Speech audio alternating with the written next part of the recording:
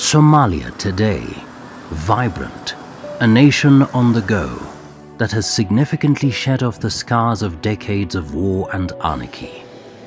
It would almost be impossible to tell that Somalia was once on the brink of total collapse as a nation-state.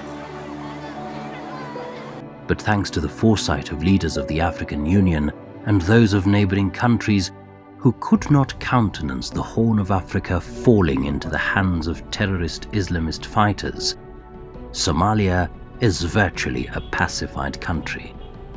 The booming commerce, trade, industry and construction which are evident in the country are the fruits of the more than 10 years untiring intervention by the African Union peace mission to Somalia, Amisom.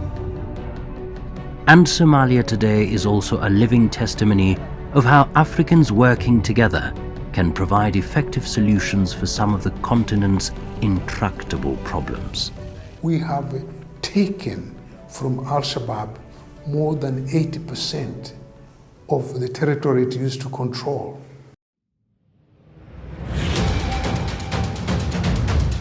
Well, this week marks the 25th anniversary of the Battle of Mogadishu. In Mogadishu, the infamous capital of Somalia. Past 20 years now, there's been a civil war.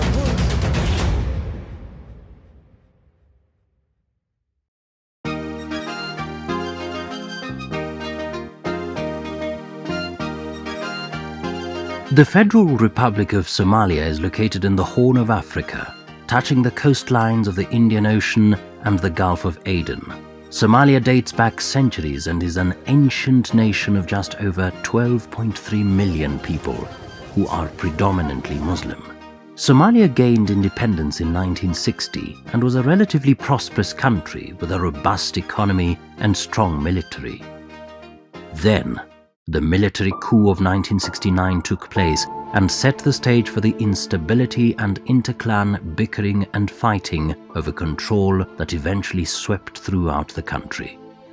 This inevitably led to another coup in 1991 and further chaotic circumstances that led to the collapse of the state of Somalia. The cohesiveness of the society, the fabric of the society has been affected by the socialist system. And it ended up the people to take up arms against the regime, and the regime was overthrown, and as a consequence there was a civil war. The increasingly vicious fighting splintered the country into different spheres controlled by warlords and feuding clan leaders.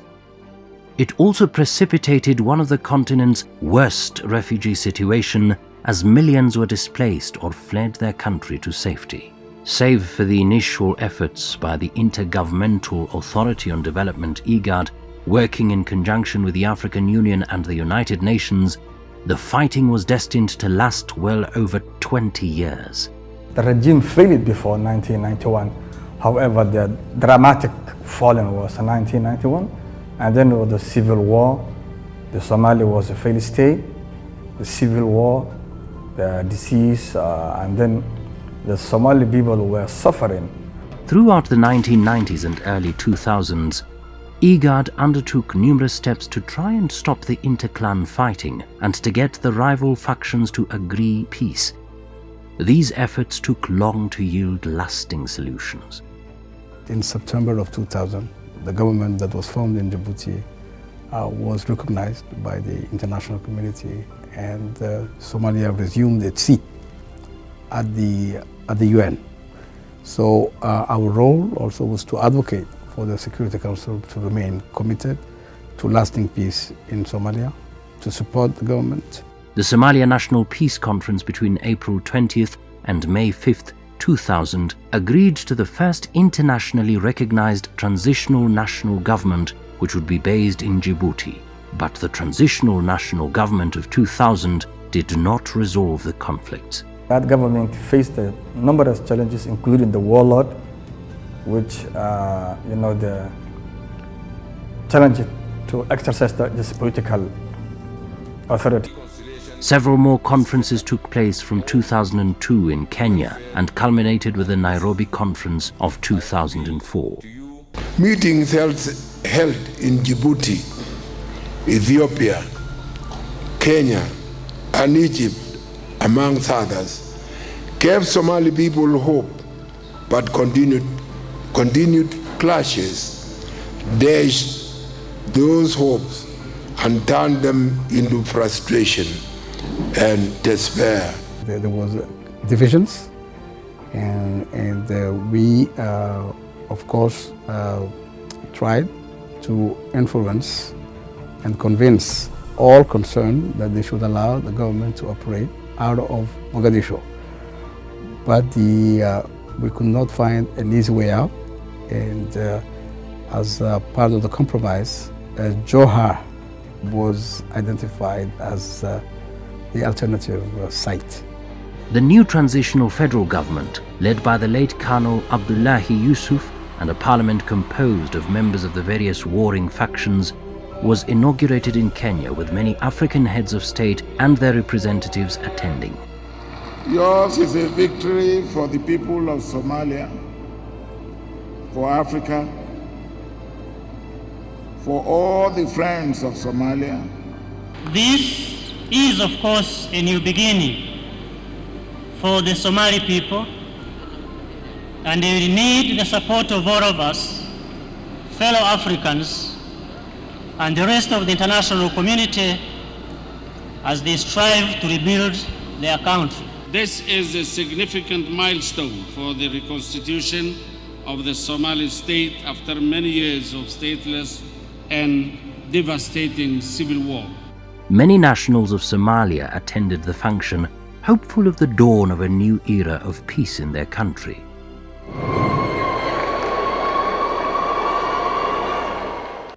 While the government persisted from exile, any hopes that this would be a lasting solution did not materialize. Many who made up the transitional government opposed it, among them the Islamic Courts Union. The government was formed in Kenya, but the government could not move to Somalia immediately because of the anarchy that existed in Somalia since the collapse of their central government in 1991. Outside of Somalia, African leaders principally led by the IGAD countries and backed by the African Union and the United Nations continued initiatives to try and end the misery in the country. The first tangible outcome that ultimately led to the African Union's direct intervention was the creation of IGASOM in March 2005. Actually, the Somali deployment started as an IGAD force, IGASOM. But we went to the African Union to get mandate to deploy it as an African Union mission because the African Union is recognized by the Security Council as a regional organization. So, why was it important to transform a regional peace mission, IGASOM, into the African Union mission in Somalia, Amisom, with the strong backing of the United Nations Security Council in 2007?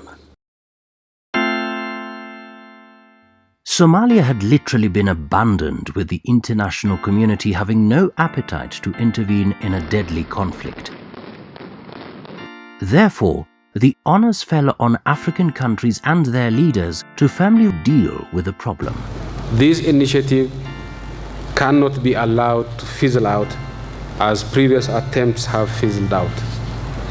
No exaggeration is intended when I say that this is the last hope we have for a peaceful resolution of the problem in Somalia. Amisom was created by the African Union's Peace and Security Council resolution on 19th January 2007 with an initial 6-month mandate renewable by the United Nations Security Council. Initially, the mission called for an 8,000-strong African army, which has since expanded to over 22,000 soldiers. Amisom's primary mission was to provide protection to the transitional federal institutions to help them carry out their functions of government and security for key infrastructure, to assist with implementation of the National Security and Stabilization Plan, in particular the effective re-establishment and training of all-inclusive Somali security forces, to contribute to the creation of the necessary security conditions for provision of humanitarian assistance, to protect its personnel, facilities, installations, equipment and mission, and to ensure the security and freedom of movement of its personnel. we did not come here to take land from Somalia. We did not come here to replace the Somalis in governing this place. We came here because we believe that a peaceful and democratic Somalia is an asset for the African Union agenda, is an asset for the region. So we came to help stabilize this place because stability, peace and security is a sine qua condition for a meaningful development. Had the African Union Peace and Security Council not boldly acted to create Amisom, Somalia might perhaps not have become the country that it is now, one on the path towards recovery and rediscovering itself. Amisom and the African Union have been criticized, they have been rushed, but I'm glad that they did. If they had not gone into Somalia, UN would not have gone into Somalia for many years, because for UN to go to a country, they require a consent. If they had wanted to have a consent before engaging, from whom would the consent come from? And I remember a discussion we have had with peacekeeping delegation in the Addis Ababa about engagement of Amisom. And we disagreed. I disagreed with them. You know, the country is at war, it's being destroyed, population have to be saved. You did not need a consent when you don't have a country to ask to get the consent from. So sometimes, and that is a really a problem which I think AU has approached in the right way.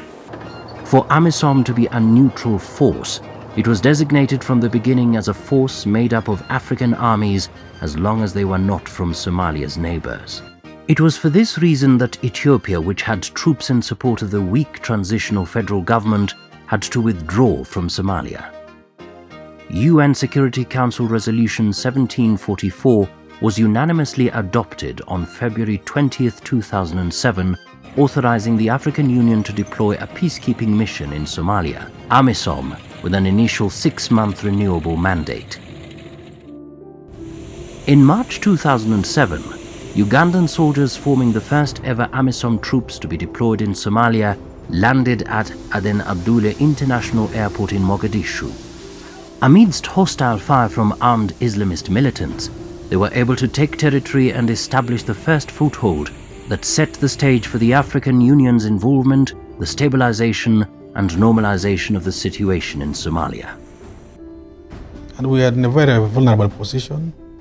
And that's when I decided in the morning that I need to get these soldiers where they can stay forever and where they should be able to defend themselves in case they are attacked. That's how I ended up in that camp now, where we are and where everybody is. I went for that camp the next morning and I said, yes, this is the place to be. It was purely a deserted place. There was nothing, just these thorns, these trees with thorns and so on. And I said yes, because first of all it's a wide area, it was very tactical, and I said, this is the place to have my troops, and here we can be able to defend ourselves. We were confident of our strength that we can defeat them. So there were two sides. One was we despised it. We despised it and looked down upon their ideology, but we knew that we would defeat them. Within weeks of landing at Aden-Abdullah International Airport, Amisom troops quickly captured strategic areas of the capital as the prelude for setting up the transitional government in the capital. The Ugandan contingent in Mogadishu was just 1 battalion out of the 8,000 troops approved by the AU Peace and UN Security Council to form Amisom. In December 2007, the 2nd Battalion of troops from the Burundi National Army arrived in Somalia and bolstered the strength of Amisom forces to 2,613. Our forces here, Amisom, we take this opportunity to thank them because they have played a big role to support the people of Somalia to have peace and security. They have done a big job, but there is also another effort to do, especially to help the people to stabilize the country, and there is no doubt that the Amisom will achieve this important role to bring peace and security in Somalia. Amisom was primarily created to back and support the fledgling transitional federal government of Somalia to establish its authority. But this role was at first hampered by an Amisom mandate that was restricted to peacekeeping rather than enforcement. Both the peacekeeping mission and the transitional federal government it supported faced constant attacks from Al-Shabaab and other militants. Unfortunately, they were only allowed to defend their positions when attacked. That was the time when the Shabaab emerged publicly. And then they were the only organized Somali force that was existing those days, Al-Shabaab, and they tried to take over by force, undermining the decisions of the United Nations Security Council, the decisions of the African Union, and IGAD, of course. And then they started fighting with the Ugandan contingent. But behind the scenes engagements, the civilian leadership of Amisom successfully persuaded the remnants of the Islamic Courts Union, who had regrouped as the Alliance for the Re-Liberation of Somalia, to become part of the transitional federal government. The reconciliation and power-sharing arrangement mediated by Amisom later led to the election of Sheikh Sharif Ahmed, a former leader of the Islamic Courts Union, as president of the transitional federal government in 2009. These efforts notwithstanding were not enough to fix the immense challenges faced by the transitional federal government and Amisom in those initial years. These challenges would be the reason the United Nations and other donors came to be fully involved in efforts to stabilize Somalia. Amisom faced numerous logistical challenges that hampered supplies to the troops and to their forward lines due to limited resources available to it.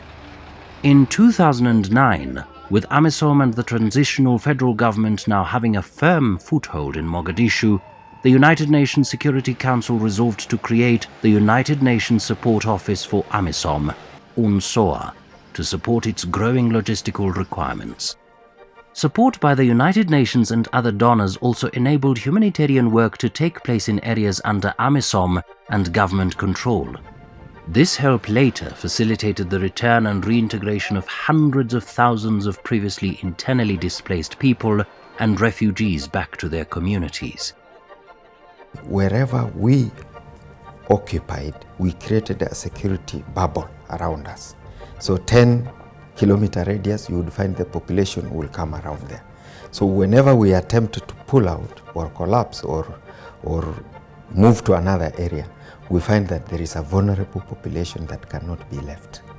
Where Amisom troops are deployed, the civilian components of the mission have quickly helped the transitional federal government to establish its presence and authority.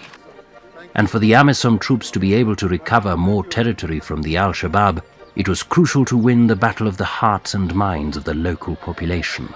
This was through the Quick Impact projects, managed by the Amisom Office of Civil Affairs and Stabilization Unit.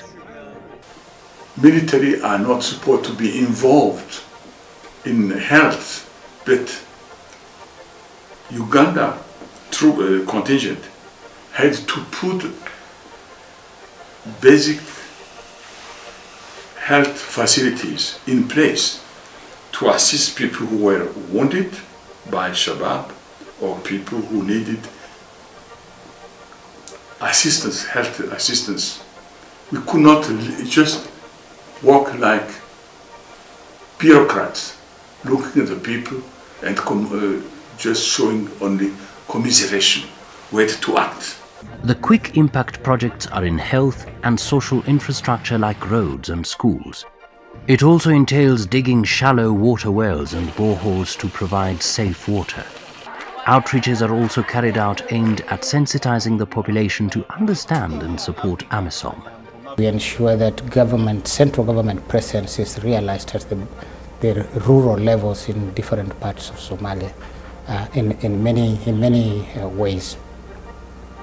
The second item that we as civil affairs do in Somalia include activities that encourage confidence building on the central government. So we engage the local communities, selling central government programs to the local communities, and having the local communities identify themselves with the projects or activities that we do. And in this process, we are able to extend the government's presence in the local area, and the communities will be having ultimately confidence in the central government. But why did the change in Amisom's mandate enable the capture of Mogadishu and large swathes of territory from the Al-Shabaab? Without a doubt, Al-Shabaab's threat to export its terrorism beyond Somalia prompted the United Nations Security Council to change the mandate of Amisom if it was to effectively support the government and to stem the problem. In 2010, under Chapter 7 of the United Nations Charter that gives powers to enforce peace, Amisom's mandate was changed from peacekeeping to peace enforcement. This enabled the federal government to establish and extend its authority across most of the country on territory recovered from the Al-Shabaab fighters. The first major reward from this change in Amisom mandate was the recovery and declaration of Mogadishu free of the Al-Shabaab by the transitional federal government in November 2011. That operation was,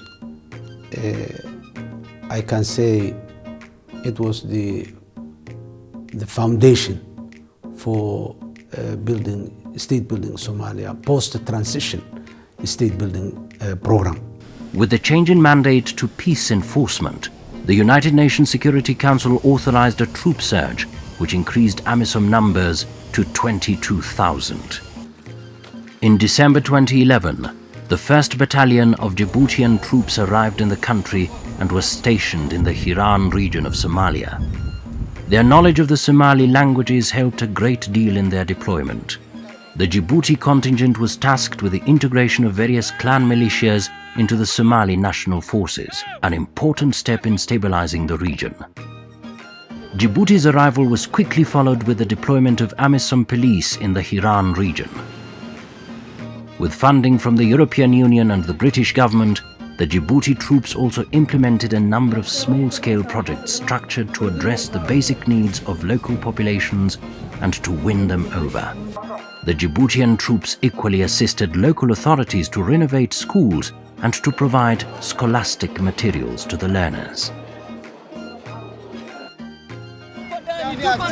On October 16, 2011, the Kenyan Defense Forces entered southern Somalia in pursuit of Al-Shabaab fighters and other militants who had been destabilizing Kenya's northern eastern provinces. The operation boosted the peace efforts and the push against Al-Shabaab in southern Somalia. We will continue to work closely with the federal government, the regions, and the international community in the quest to secure peace and prosperity for Somalia and for this and other and many generations to come. A major outcome following the entry of Kenya was the liberation of strategic centers like the port of Kismayu. The capture of Kismayu after the Kenyan army had morphed into the AU peacekeeping mission to Somalia was therefore like the capture of Mogadishu, a very important psychological blow against the Al-Shabaab.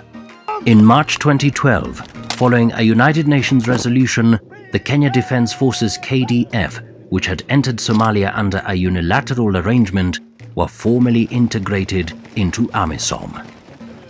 Other key Al-Shabaab strongholds like the town of Afmado soon followed and were captured jointly with the Somali National Army. Amisom operations were boosted further when IGAD requested Ethiopia to open a third front against Al-Shabaab shortly after Kenya's entry into Somalia.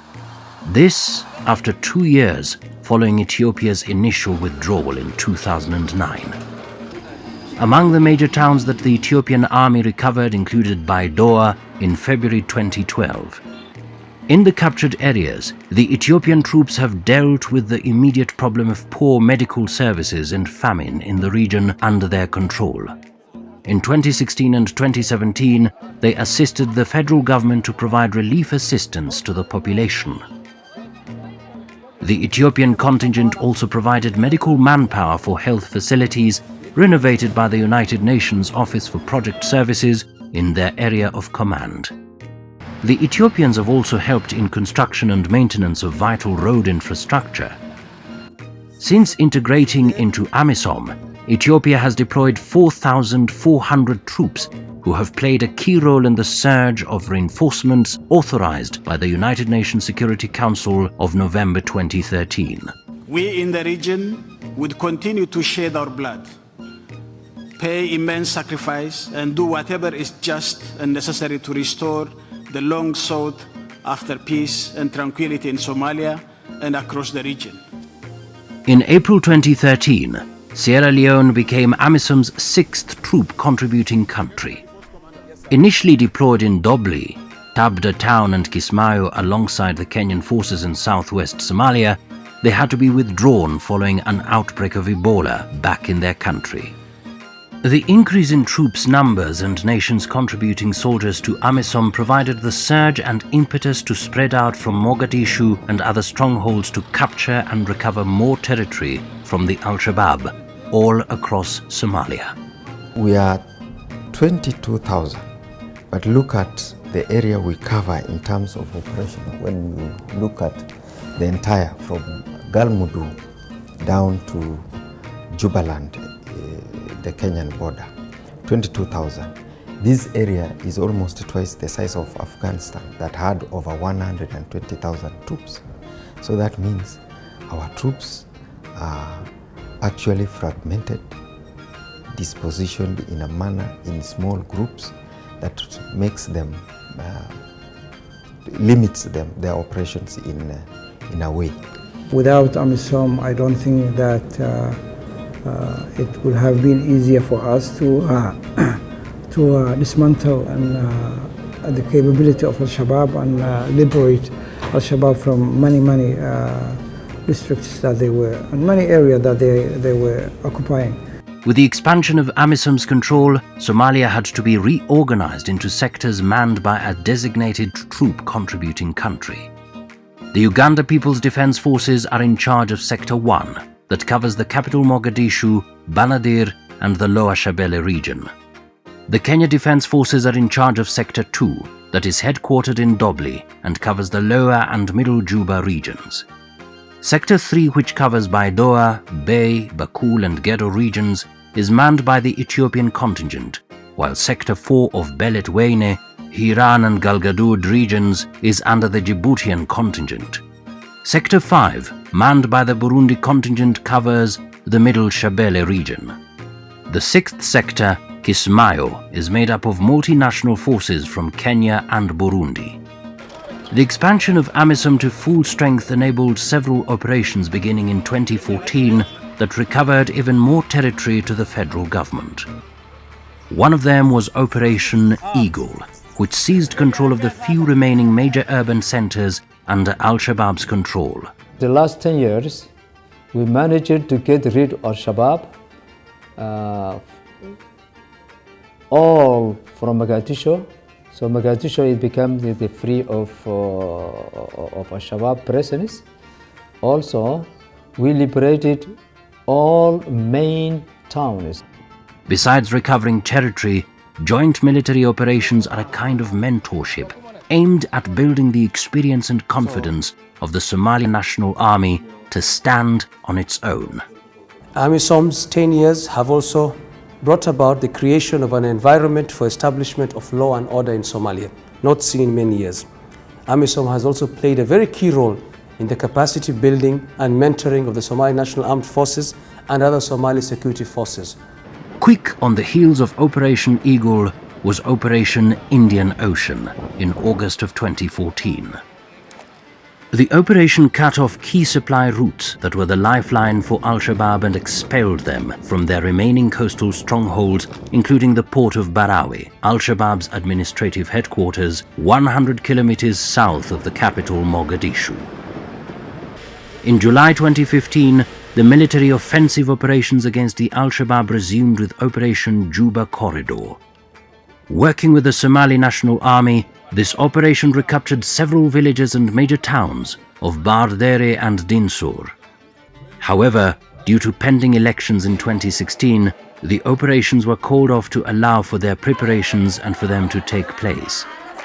With these kinds of joint operations, the capabilities of the Somali National Army have been improved in the more than a decade that Amisom has been in Somalia. Since then, 6 brigades have been set up, 2 of which have been trained by the European Union training mission.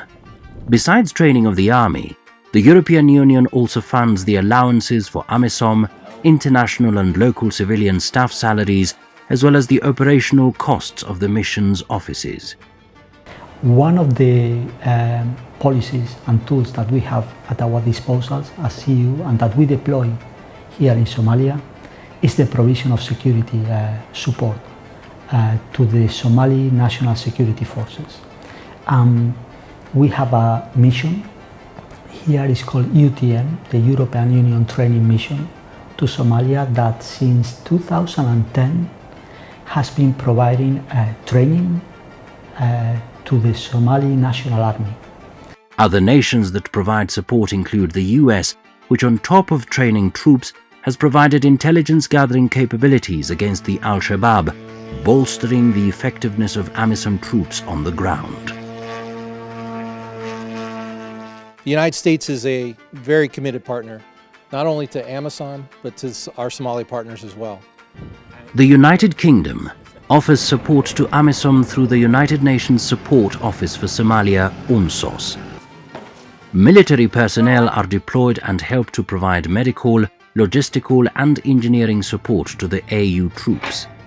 And the UK-70 were well placed to augment as required the capability gaps that occur, and are presently providing assistance in many areas.